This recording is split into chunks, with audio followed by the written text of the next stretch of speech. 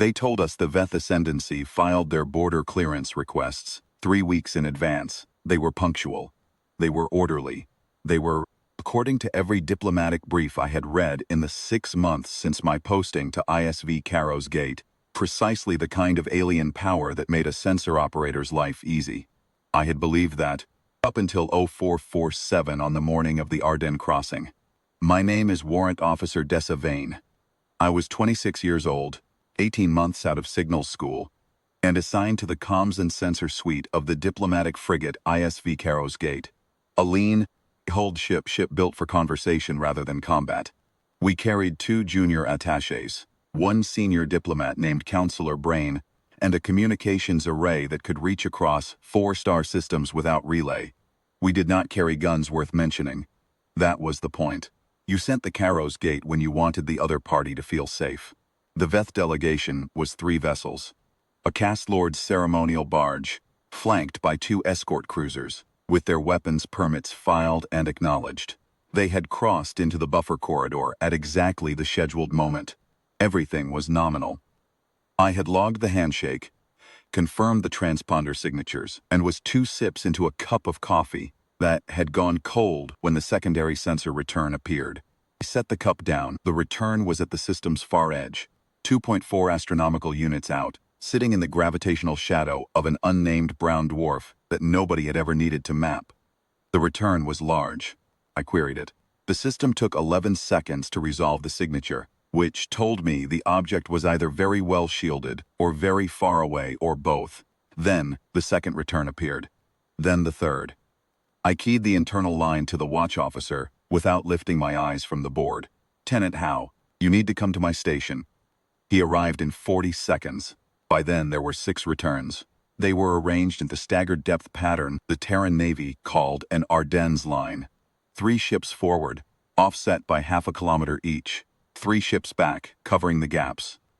A doctrine developed 160 years ago by Admiral Constance Marin, refined over 4 decades, tightened from active use when the ships designed to hold it were decommissioned. The Ardennes-class dreadnoughts had not been in service since before I was born, or so I had been told. The formation did not move. It did not transmit. The 6 returns were cold on every active frequency, no targeting radar, no fire control emissions, no challenge signal. They were simply present, the way a mountain is present. I ran the mass estimates twice, because the first result seemed wrong. Each ship was registering displacement tonnage in the range of a full capital hull, not escort weight, not cruiser weight, but the kind of tonnage that represents years of foundry output and a political commitment, so large it gets its own line in a national budget. 6 of them, sitting dark and still. They had been there, I realized, long before we arrived. Long before the Veth delegation arrived. They had been placed, and they had waited. Lieutenant Howe said nothing for a long time. I could hear him breathing. "Are those?" he started. "Yes. All 6. All 6. He reached past me and opened the channel to Counselor Breen's quarters. The counselor answered on the second chime, voice flat and careful in the way of a man who had learned to be calm at odd hours. Howe read him the returns. There was a silence on the other end that lasted long enough that I checked the connection was live. "Hold position," Bren said. "Do not hail them. Do not alter course. Log the time." I logged it, 0451 hours. For the next 19 minutes, nothing changed. The Veth delegation continued on their approach vector, decelerating on schedule.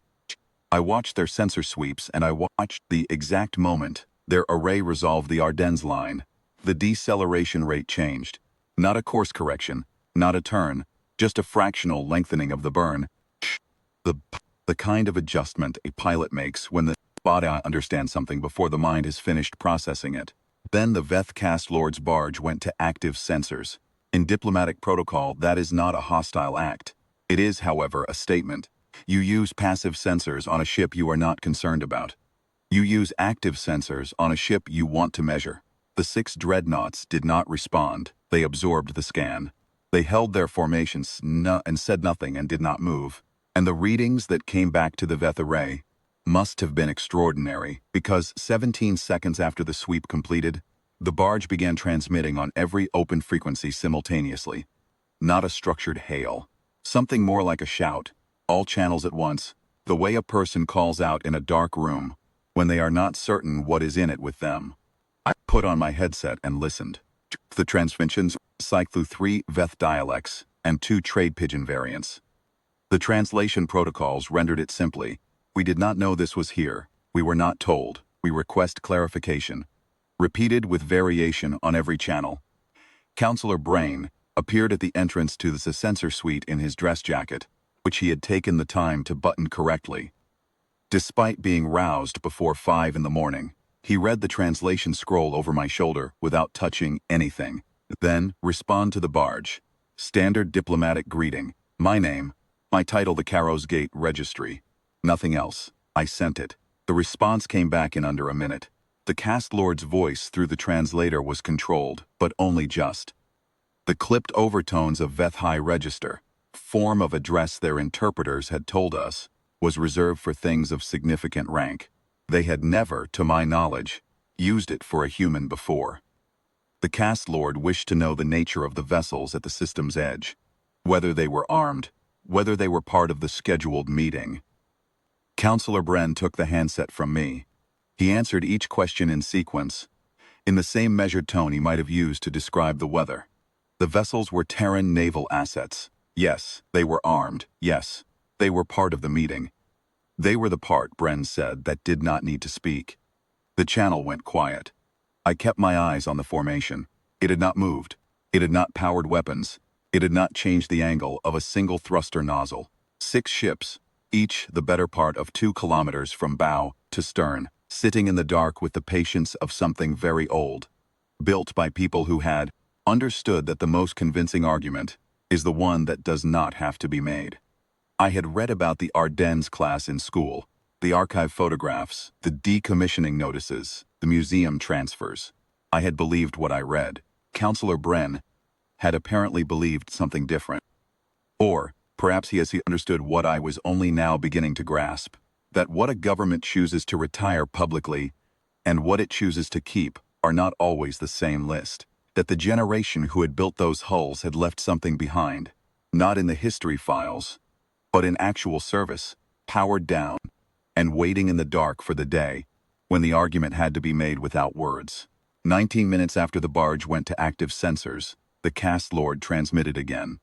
Formal high register, drained of the earlier urgency. The Ascendancy acknowledged the presence of the Terran naval assets.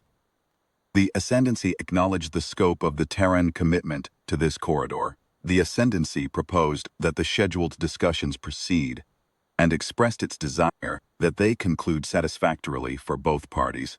Counselor Bren acknowledged the proposal and walked back toward the diplomatic suite without another word. I logged the transmission. 0533 hours. The Ardennes line held position for the full 3 days of talks. On the final morning, the Veth caste-lord signed the corridor access and mutual non-encroachment agreement with both hands. A gesture, their interpreter told me quietly, was reserved for agreements the Ascendancy considered permanent. As the barge completed its departure burn, I watched the 6 dreadnoughts begin a slow, unhurried turn back toward the deep system. No signal, no fanfare. They left the same way they had arrived, in formation, in silence. I thought about that on the long transit home, about the officers who had commissioned those hulls, and run the calculations, and argued the budgets, and trained the crews, and then, when the time came, handed it all forward to people they would never meet. They had not done it expecting gratitude. They had done it because they understood that the argument sometimes has to exist before the conversation can begin, and that the best version of that argument is one that never fires a shot. Some inheritances you recognize the moment they're placed in your hands. Some you only understand when you see what they were built to carry.